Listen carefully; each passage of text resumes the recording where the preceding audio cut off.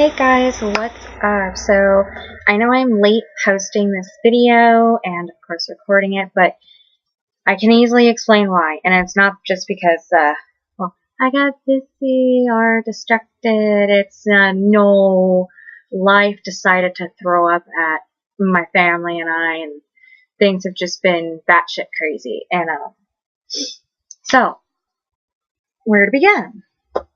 I did arrive up here in Alaska. Everything was peachy keen, hunky dory. Everything was great. But then Saturday, back in July, about a week after I got here, my sister-in-law, my brother's wife, passed away suddenly. I mean, she wasn't sick. Nobody expected anything. She was normal. Everything was normal with her. And all of a sudden, she's gone. So, yeah, shit hit the ceiling fan real fast with that. So, what happened was she said she blacked out, and when she came to, she called for her daughter. So, my niece went running into the bathroom, and she's 12. But she ran into the bathroom and she's freaking out because mommy needs help. So she calls my mother and she's bawling on the phone. I can hear her bawling.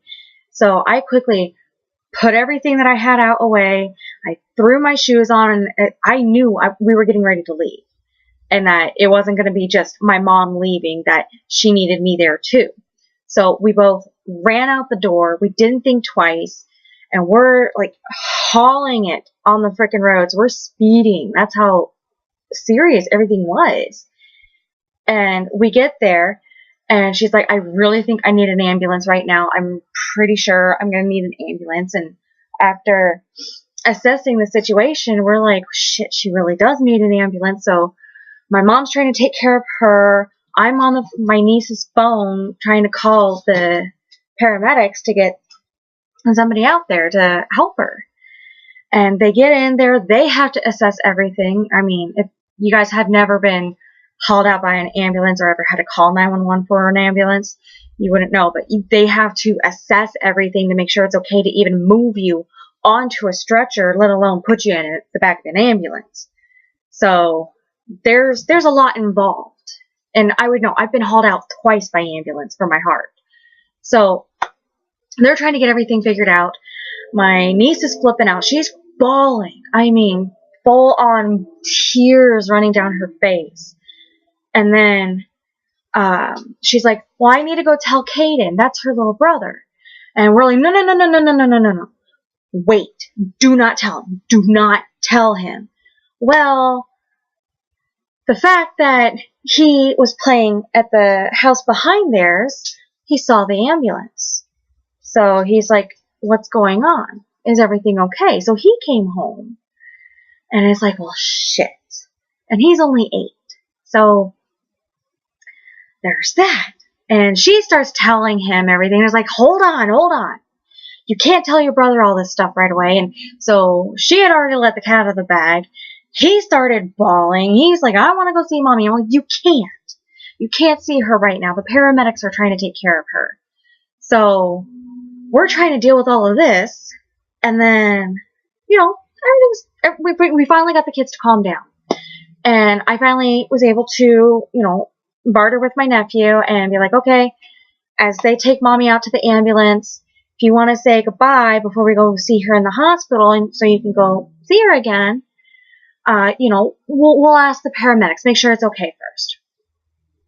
So they got her loaded up on the stretcher. They're pulling her out of the house. They're on the porch. Sorry, there's extra dogs here because of everything. So she's on the porch, and I asked the paramedics. I'm like, hey, can her son say that he loves his mommy, that he say goodbye before we go to meet everybody at the hospital, which is about a half hour away? And they're like, yes, sure, but you have to make it quick. So she's having a hard time seeing, she seems very disoriented at this point. And I'm like, Brenda, hey, your son wants to hold your hand. He wants to say that he loves you and say bye.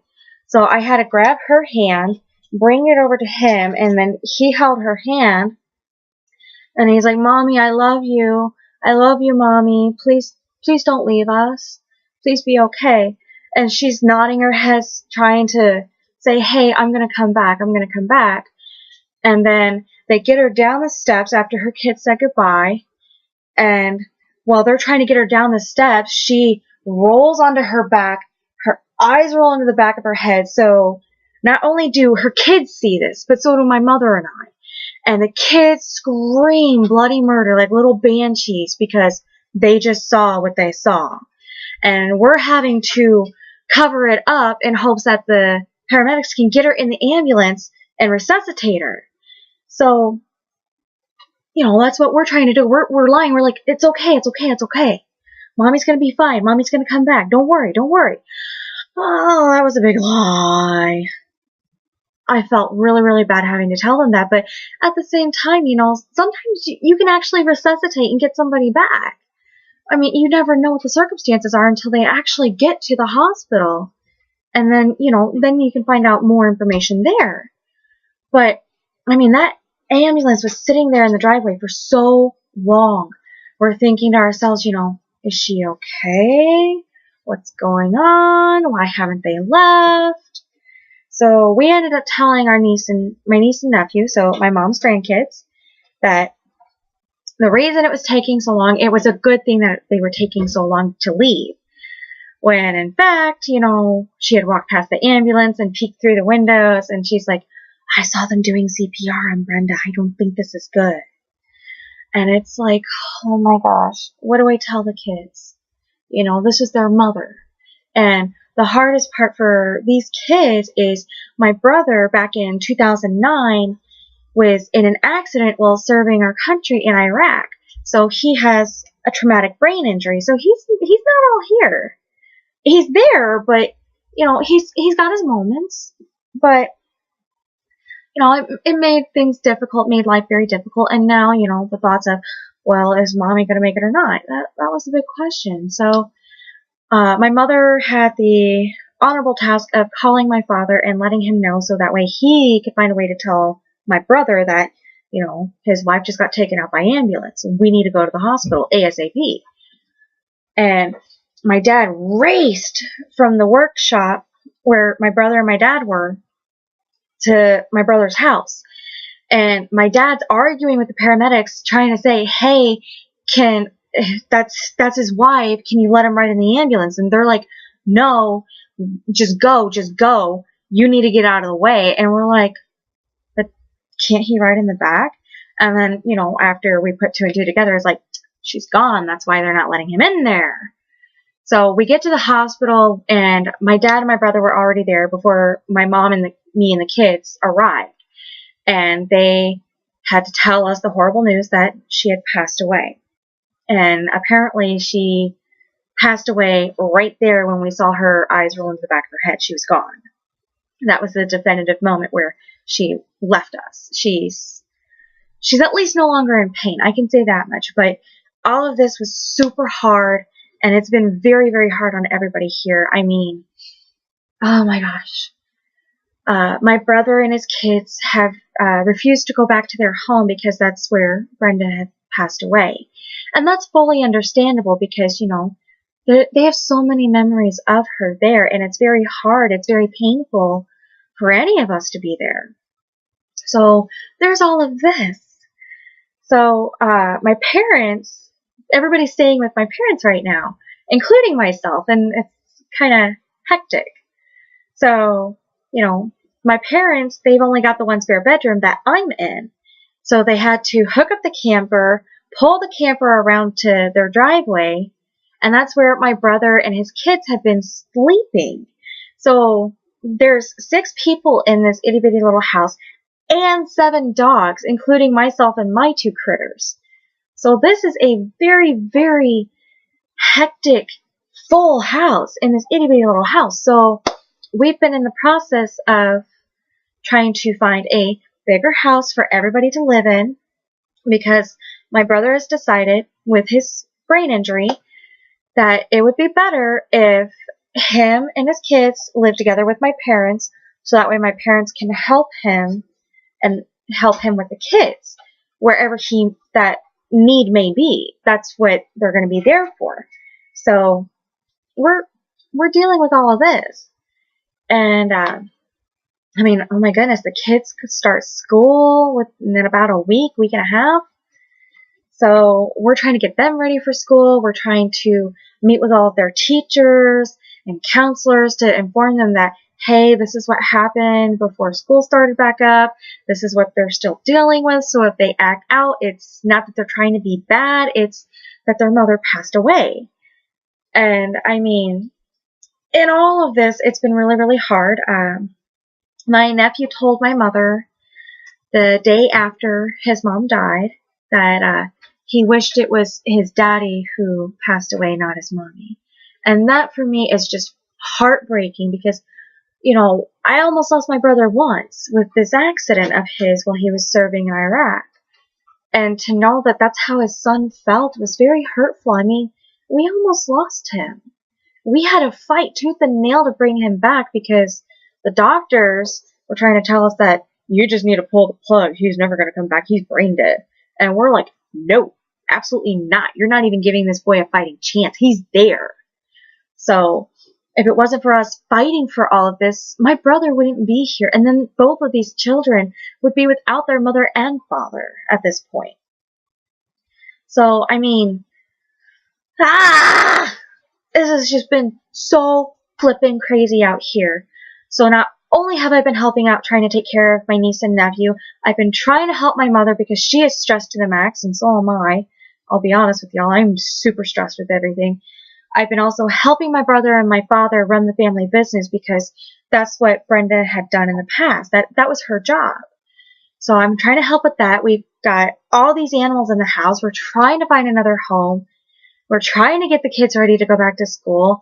My father and my brother and I were trying to figure out what to do with the business. And it's just, we are so flippin' stressed. And, I mean, I finally have some peace. Like, peace. It's quiet right now. Because my parents and my brother are out looking at houses right now. The kids went off with their old daycare, the person who runs the daycare center that they used to go to. She took them out with her kids to go see the Emoji Movie today. So I finally have peace and quiet to myself. It's like, I can breathe. I can finally breathe. So, yes, this has been the past 2 weeks. 2 weeks! All this happened in 2 weeks. Oh my god. I am still trying to wrap my head around this because that is how flippin' fast this all happened, how fucking insane this is. Holy shit, y'all. I mean, I've, considered, possibly going home to Arkansas. That's how crazy things are here. But at the same time, if I go home, I'm abandoning my family that really needs me right now. Even though, I'm already flipping stressed because, my husband's deployed, and I haven't even made it through my first month of his deployment yet. Right? So there's that. And then, my sister-in-law passing away, and then the business, the kids, moving, sending the kids back to school. Everything is just so crazy. With the extra dogs. So, yeah.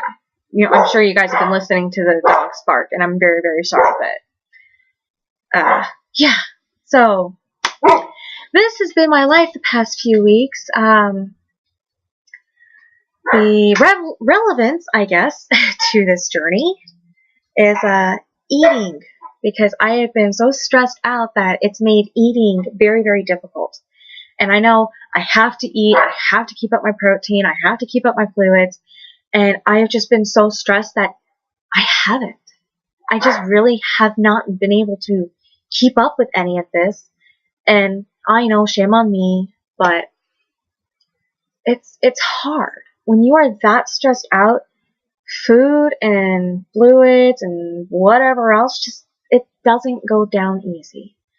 I mean, I have skipped meals a number of nights, a number of days I've skipped meals. Even now, like, I still skip them, and it's bad, but I'm so stressed. I can't bring myself to do these things anymore because I know if I do, I'm going to make myself sicker. I'm probably going to throw up, and throwing up is the last thing that I need to do at this point.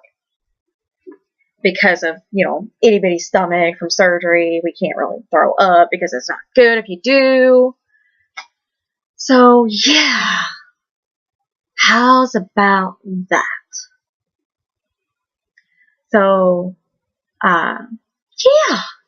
I have no blipping clue right now as to what the hell's going to be happening from here. I am just, as of right now, I'm here for emotional support for my niece and nephew because they really, really need me. Especially my niece, because she's been very interested in attending church with me and getting involved with religion. She's even wanting to be baptized, which is, hey, great, I'm all for it. But, it's like, I'm Catholic, and so she's been going to Catholic service with me, and it's like, you can't really go and get baptized like that, like other religions. You have to go through a whole process. You have to go through classes to understand why you're doing it in the first place.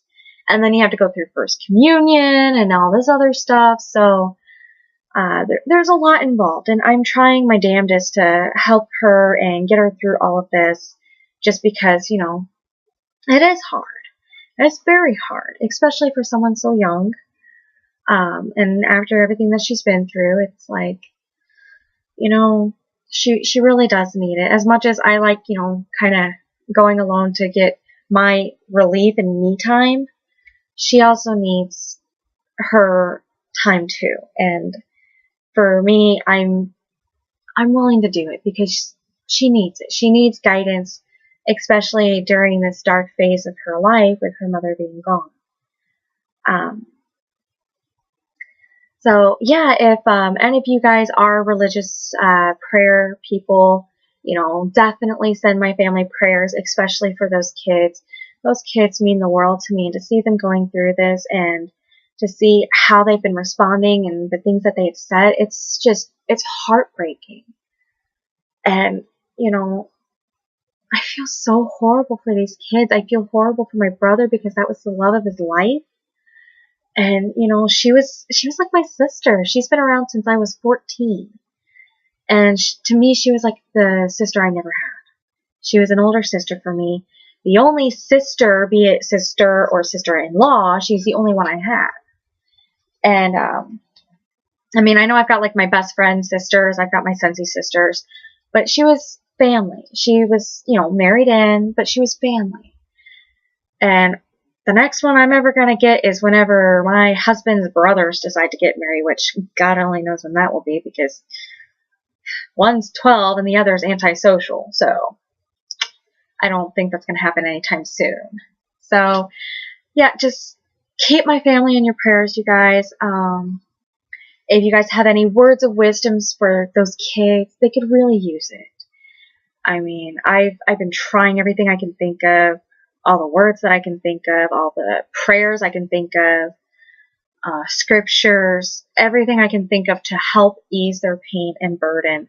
I have been trying. So if you guys have anything at all for those kids, leave it in the comments so I can share it with them. It would mean the world to know that there are people they don't even know who actually care enough about their loss. I'm not expecting a bunch of comments because I don't have a lot of followers right now, but still, if you guys are willing to do any of this for them, not for me, but for those kids, that would mean the world to me. So until then, yeah, just leave some suggestions or some comments or prayers for those kids for me in the comments, and I'll see you guys in 2 weeks. I say hopefully no one else dies on me. And I'm not even joking about that. I don't want to do this again. So I will see you guys in 2 weeks. Yeah, 2 weeks. Bye, guys.